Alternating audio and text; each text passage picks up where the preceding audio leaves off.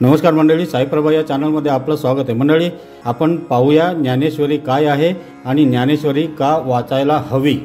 तर मंडळी, ज्ञानेश्वरी म्हणजे पोथी नव्हे, ज्ञानेश्वरी म्हणजे भगवद्गीतेचे निरूपण, जीवनाची सर्व अंगे जिवंतपणे जगणारा श्रीकृष्ण, त्याचे ते विचार। आणि सांगितली तर ती कोणाला, तर जग जिंकण्याची पात्रता अंगी बाळगणाऱ्या तरुण अर्जुनाला।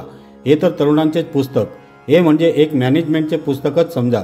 लाईफची मॅनेजमेंट, जीवन कसे जगावे याचे तत्त्वज्ञान। ज्ञानेश्वरीतील तत्त्वज्ञान निवृत्तीचं नाहीच।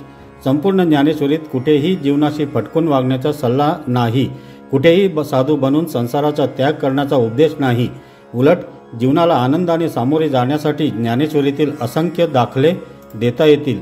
ज्ञानेश्वरी हे जीवन कसे जगावे याचा दाखला आहे। जीवन व्यवस्थापनाचे हे पुस्तक आहे। ते आयुष्याच्या सुरुवातीलाच वाचायला हवं, ते आचरणात आणायला हवं, त्याचा आनंद घ्यायला हवा।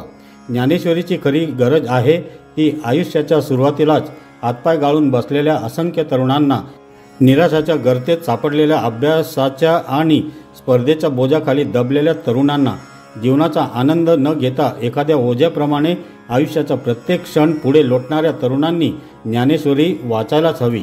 ज्ञानेश्वरी वाचनाने व श्रवण केल्याने एक आगळा वेगळा आनंद, चैतन्य व प्रसन्नता निर्माण होते। मंडळी, पुढील व्हिडिओ नक्की पहा।